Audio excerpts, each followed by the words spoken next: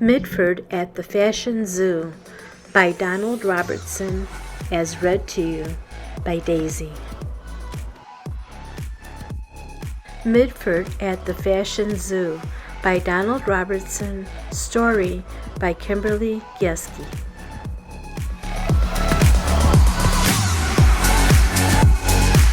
Cover magazine had a problem.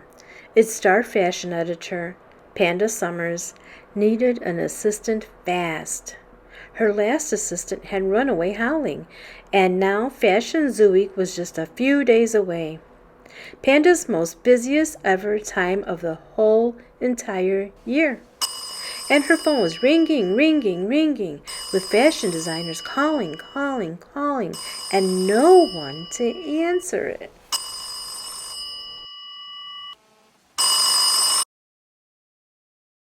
So far, the non-human resource mouse had sent Panda exactly 521 candidates to interview.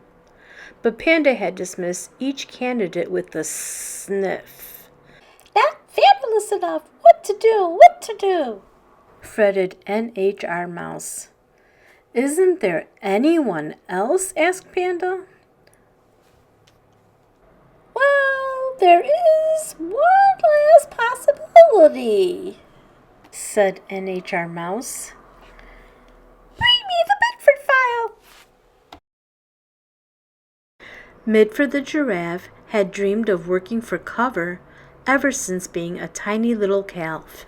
Mitford had saved every single issue of Cover on a super special bedside shelf and had written letter after letter to NHR Mouse, begging for a job, any job at the magazine. Finally, NHR Mouse had agreed to see Mitford.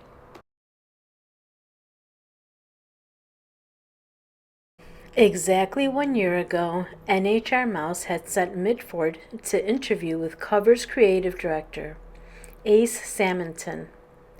It was a disaster.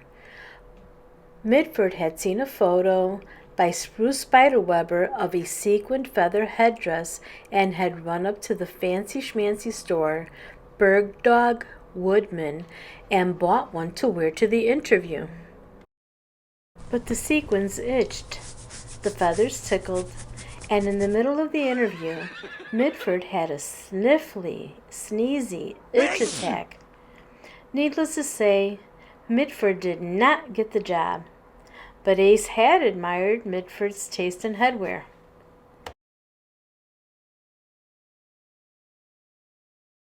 Ring, ring, went the phone in Mitford's teensy tiny studio apartment on the Lower East Side.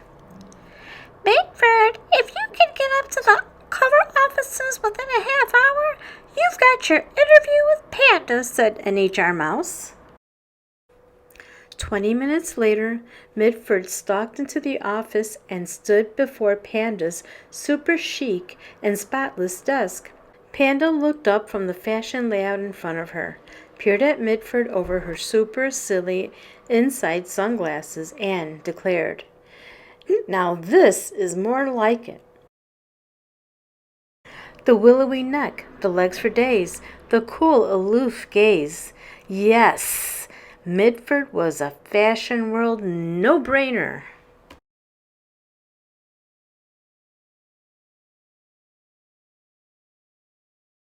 But one of the secrets to Panda's success was that she knew that looks were not everything. "I have just one question for you," said Panda. "What do you think of this fashion spread?" Mitford stared at the pictures for exactly 2.5 seconds, and then Mitford's nose began to itch. "Brilliant," declared Panda. "My thoughts exactly. You're hired." And she tossed the entire fashion shoot into the garbage. "You're hired for a 1-week trial," corrected NHR Mouse, as she showed Mitford to a desk outside Panda's office. "Tomorrow is the first day of the New York Fashion Zoo Week, where all the designers present their most fabulous new frocks. Panda will be counting on your help. so don't let her down.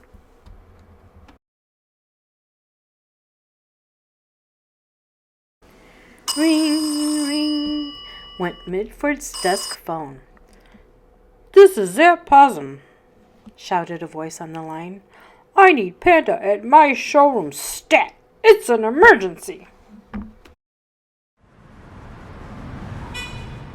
Panda and Mitford raced down to Zap's, wondering what the trouble could be. But as they approached Zap's building, the problem was plain to see. Poor Zap was standing in the street trying to squeeze one of the bags holding his over-the-top, amazingly chic dresses into the back of a cab. But the poofity-poof skirts of Zap's big, beautiful ball gowns made the bags too large to fit into even the largest taxi.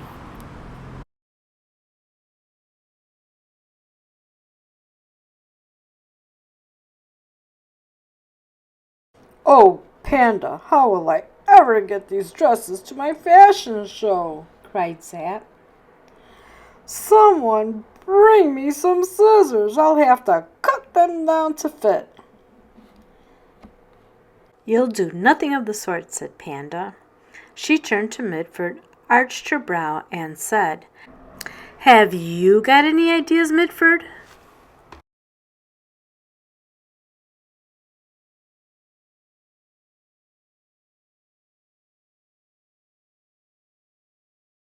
Yikes. Mitford's spotted coat suddenly felt too tight. But just then, a giant gustity gust of wind snatched a poofy pink bag out of Zap's hands. Everyone gasped as it danced into the air. And wouldn't you know, the fashion gods must have been smiling on Mitford at that moment, because the hangy part of that dress's hanger hooked right around Mitford's nose. And then Mitford knew just what to do. The giraffe tappity-tapped a text, and moments later a group of Mitford's tallest friends appeared. Without a word, each of Mitford's friends picked up one of Zap's poofity-poof dresses in their mouths and held them high above the trafficy street. Off they marched in a line to Zap's fashion show. "Brilliant," proclaimed Panda.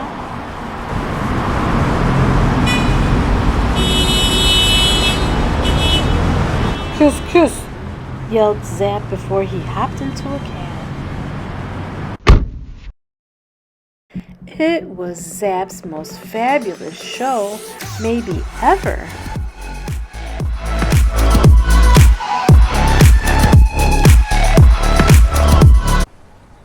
Ring, ring, went the phone on Mitford's desk the next day. "Shark Jacobs is here to see Panda," said the voice on the line. Shark Jacobs was one of Mitford's all-time most favorite designers. But before Mitford even had a chance to get excited, Shark flew down the hallway, past Mitford's desk, and straight into Panda's office. Mitford followed close behind.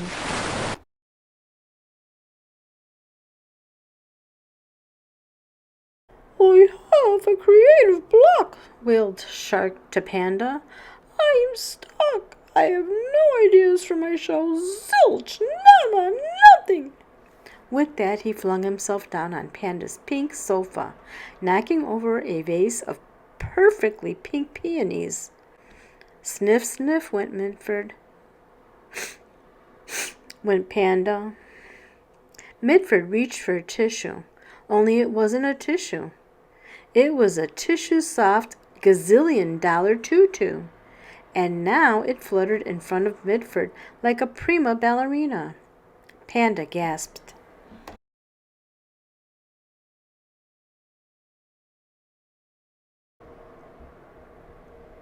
Shark peeked through his fins. Then he sprang up in the air and straight off Panda's pink sofa. "This is major," said Shark. A brainy ballerina! Who wouldn't love that? I'm seeing it, said Panda. Kiss, kiss! Yelled Shark as he dashed to the elevator and back downtown to his studio to design his most brilliant, brainy, ballerina-inspired collection maybe ever.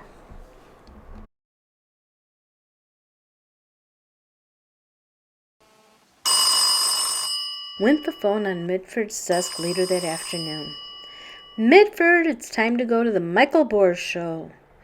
And you're coming with me, announced Panda. Down they went to the front of the building to hop into Panda's car.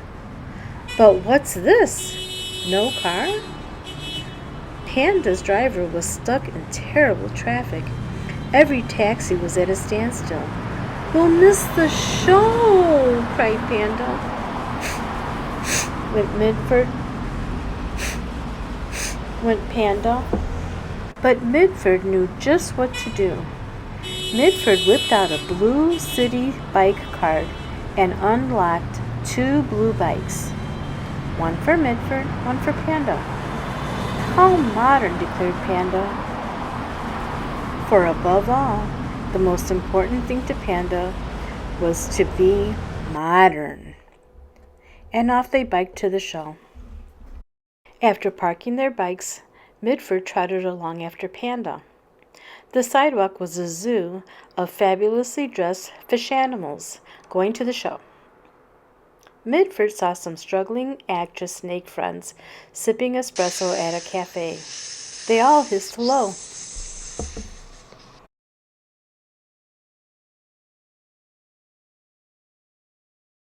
Panda swirled to her seat at the show, but someone was already sitting in it. Michael Bohr's! And he was sobbing that all the jewelry he had desperately needed to go on his miles had been lost by the messengers. Well, that's it. My show is ruined, said Michael, and he lay down on his runway and wanted to die. But Mitford knew just what to do. The giraffe trotted back to the struggling actress snakes, whispered in their ears, and escorted them over to the models. That reptile print is everything, announced Michael. He threw his arms around Panda. It's beyond, declared Panda. And everyone stopped in their tracks and stared at Mitford, because it's beyond was Panda's most special compliment, which she hardly ever said to anyone.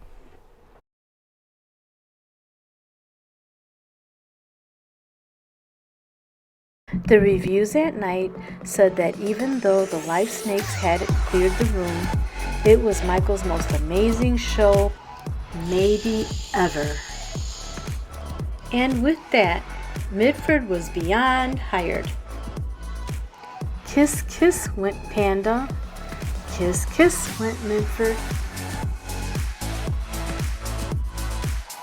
Kiss, kiss went all of Mitford's new friends.